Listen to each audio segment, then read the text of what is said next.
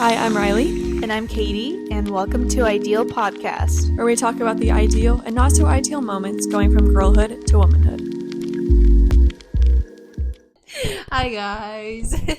We're back again. It's been a long week. We are officially done with first week of classes, and it feels good. We wanted to do a little wholehearted episode. Not too serious. We've been doing a lot of, not really serious, but just like deeper kind of topics. And today we thought we would just, embarrass ourselves even more. It's one thing to be in an experience an embarrassing moment. It's another thing to share it with more people. And yeah, drink review time. This time around, we picked up a new brand.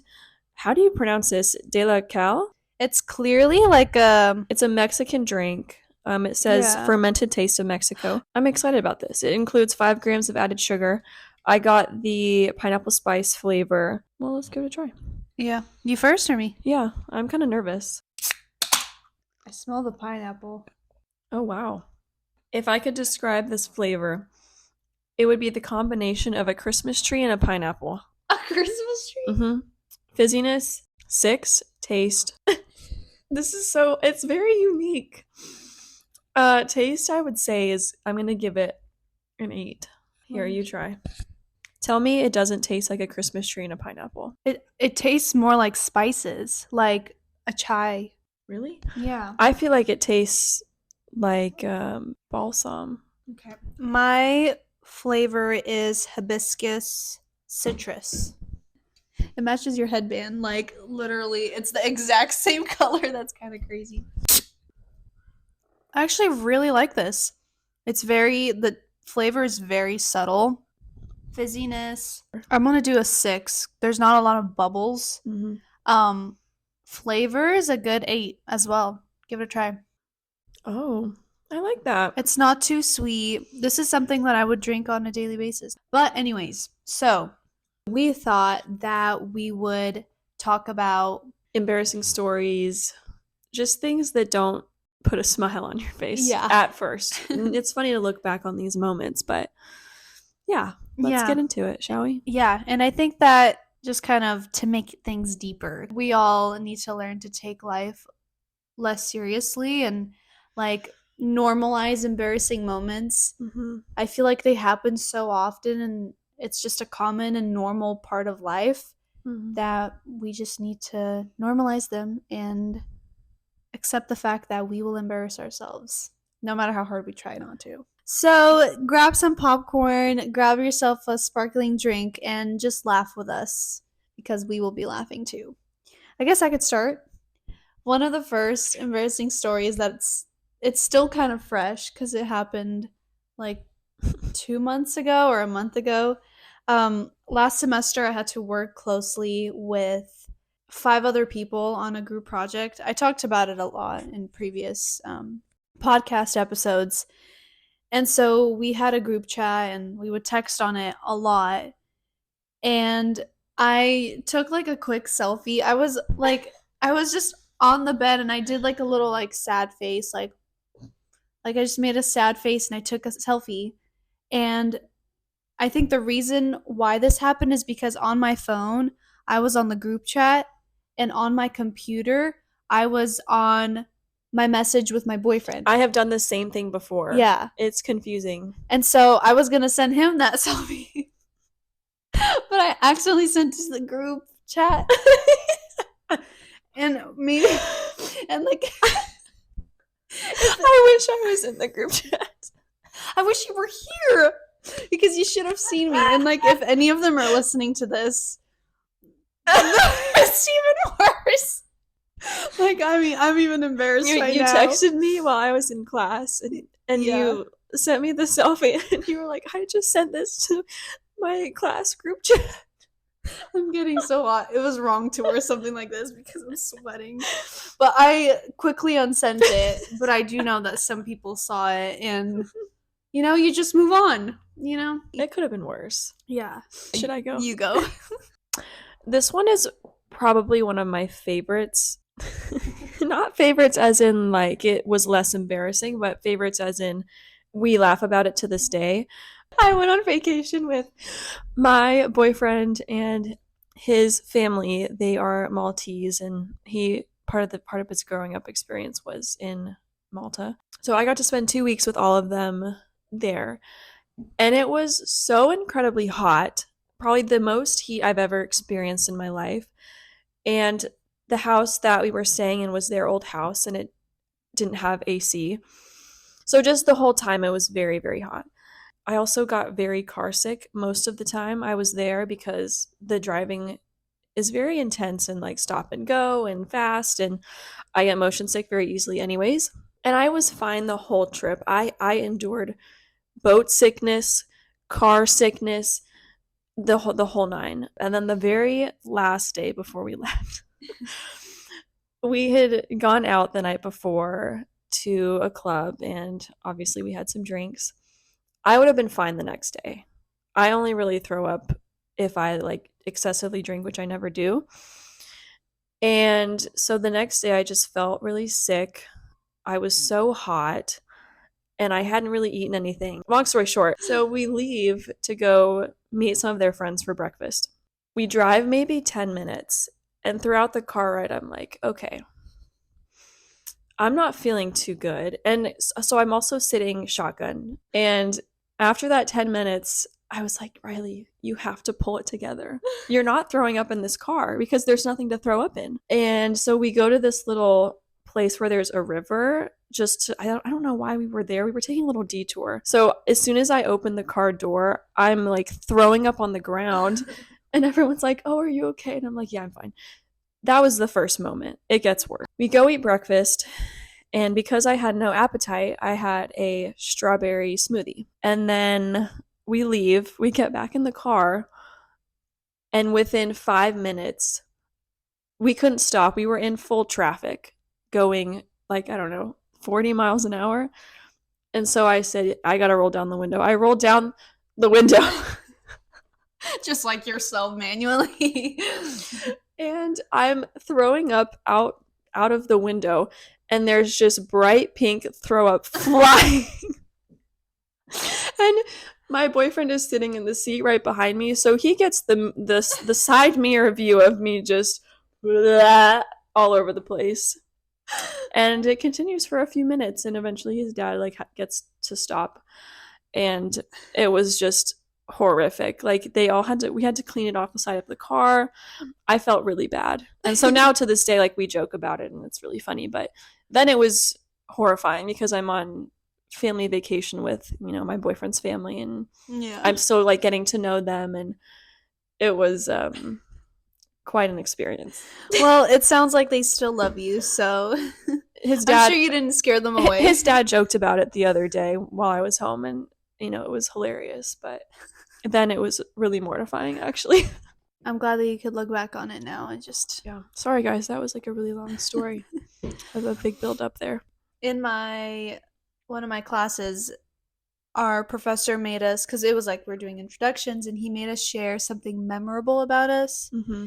And so everyone just started sharing like kind of embarrassing stories about themselves because that's the only thing that's memorable. Yeah. And I ended up sharing a story to the whole class, who I don't know, that my dad vacuumed one of my hamsters. Oh. I don't know if that was a good move or not. I think when you first told me about all your hamster instances, I cracked up. But like in a I'm sorry way, Yeah. Oh. There were like some people that laughed and others were like in shock. And I was like, I don't know if that was a good story to share. Mm-hmm. I think it was good. It's memorable. Yeah. My next one, I feel like crying is always embarrassing, but crying in front of a teacher or a professor, I think makes it a little bit worse. I had worked really, really hard on studying for an exam, and I knew all the content, but didn't do well on the exam. So I was in his office crying I didn't start out crying. I went in to go over my exam. And then just as we were going through, like I knew everything, and I just started crying, and normally he has his door open most of the time. And then he just kind of walks over to close the door, And I just was like, I'm sorry, I don't usually cry. And he was like, no, it's fine. It means you care. And I was like, yeah. And it was just kind of awkward. But then I felt better afterwards. And now we have a great relationship. He's seen me at a low point. But it always is like embarrassing. I feel like you first. connect that way, you know? Mm-hmm. There were a few times I've never like fully cried. I have teared up and just kind of like looked unwell, and it is embarrassing. Where you're like get it together. No, that's how I was the whole time, but then it just once one tear fell, it just I wasn't like I wasn't sobbing, but the tears were continually just flowing. Silently crying. Yeah, silent cries. Yeah. Another embarrassing story. I almost didn't pass the driving test because I think I needed to make one more mistake and I would have not passed. Which, like, I'm a good driver. I'm a safe driver. I think I did good. I think I was just very nervous. Mm-hmm. But after the whole driving test, we pull into the DMV and I have to park.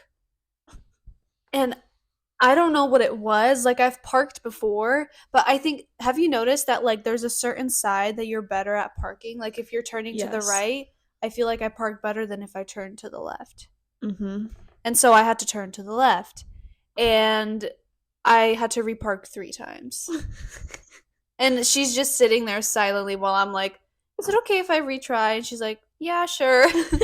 And then, like, once we parked, she was like, so how do you think you did? And I was like, I think I passed. And she's like, no, you didn't. And then I sat there in silence, like, just like trying to accept the fact that I didn't pass my freaking driving test. And then she's like, no, I'm just kidding, you did. And I was like, I don't know how to feel. Took my test 3 times. I'm telling you, for some reason that permit test was so hard. Really? Did you do practice tests? Yes, I did practice tests. But every time I would go in, the questions were so obscure. Like, I had this math question about if you drink blah, blah, blah, it's something about red blood cells, and there was, like, in billions.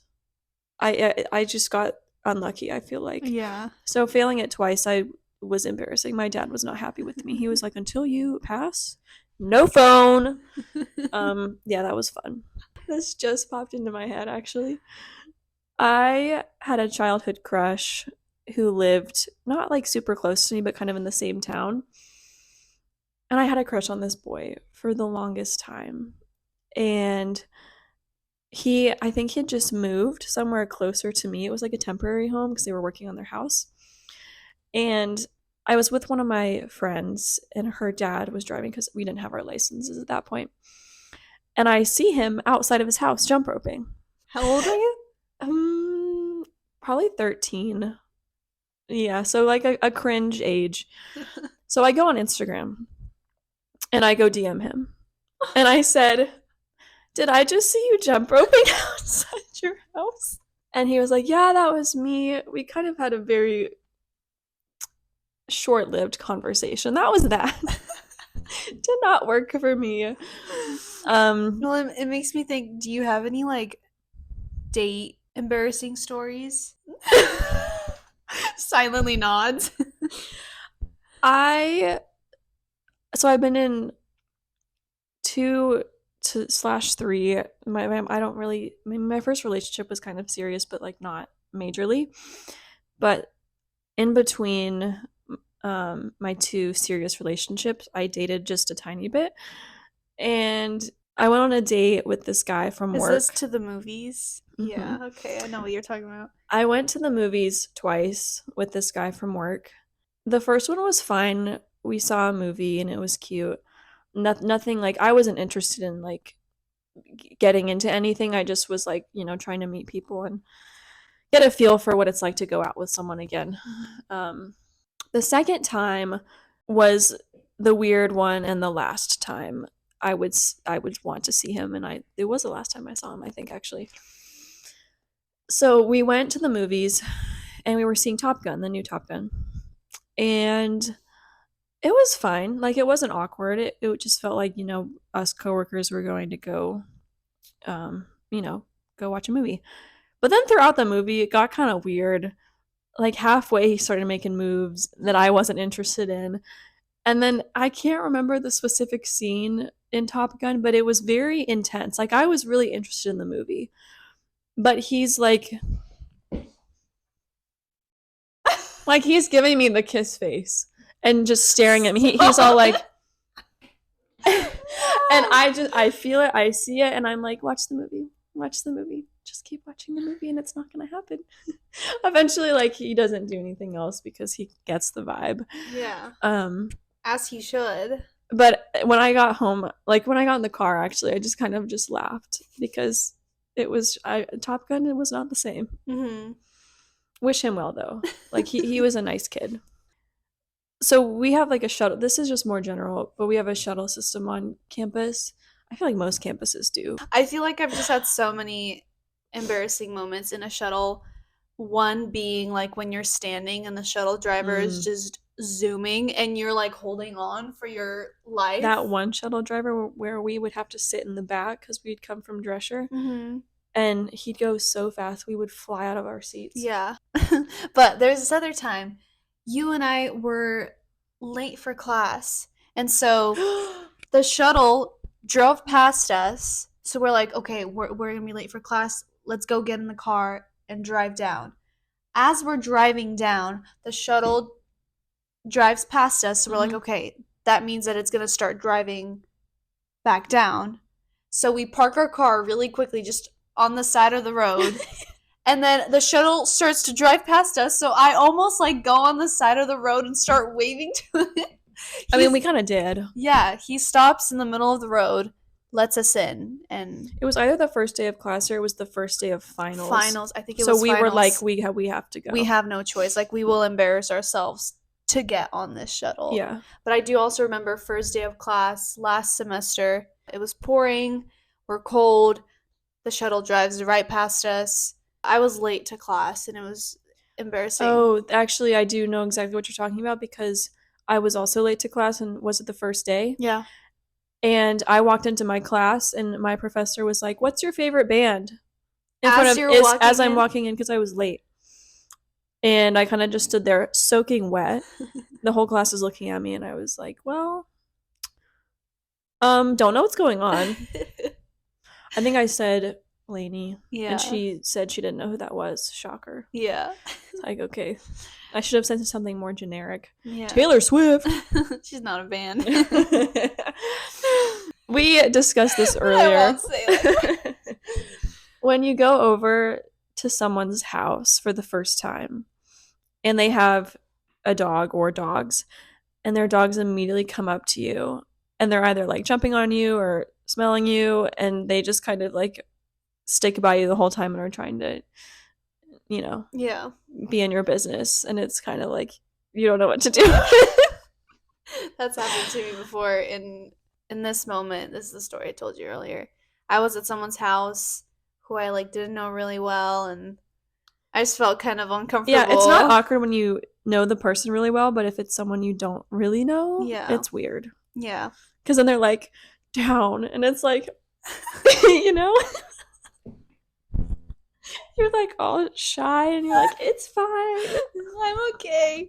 Well, the thing is, for me, I have like dog trauma. No, I have big dogs at home, so I'm like, it's not a big deal, but I got attacked by two giant dogs when I was a kid. So I've just had a fear of like big dogs my whole life. So whenever they get like aggressive, I feel like I look so stupid. Just like, oh my gosh. Like, but it's not that big of a deal, but I'm just traumatized.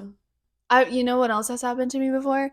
Where someone looks like someone who you know. So you like say hi to them and then you realize in the moment that they're a random person and you're like, awkward. What reminded me is Pepperdine has so many stairs and they're all different. Like, they don't have consistent stairs. They're all different heights, different lengths. So you have, like, there's no memorizing Pepperdine stairs. You know how at your house, your stairs so well that you don't have to look down. And I have been very close to falling. I know other people that have completely fallen down the stairs at Pepperdine. And I was just going to say that, because you've seen it, I've seen it, I think, twice. you have to kind of pretend that you didn't see it because you don't want to embarrass them. Yeah. The business building is kind of further away from main campus, so you have to take a lot of stairs to get there. And there were multiple times where I went from Main to the CCB, it's called the CCB, to go to office hours. And so I would walk into my professor's office and just, I'm completely out of breath. When you're out of breath and sweating? Yeah. And I'm like trying to be like, yes, I want to talk about my grade, or like, you know, like, oh, can we talk about the exam? You know, and you're just like out of breath, and they just look at you like, are you okay? Yeah. It's very real. Yeah. I feel like everyone gets that though at Pepperdine. Like they know. Professors don't though. They don't take the stairs. They get that faculty lot. Yeah. I hope that was fun. We were kind of all over the place, honestly. But all that to say, life is not that deep. Don't take it too seriously. If you embarrass yourself, laugh about it. We'll see you guys next time. Bye.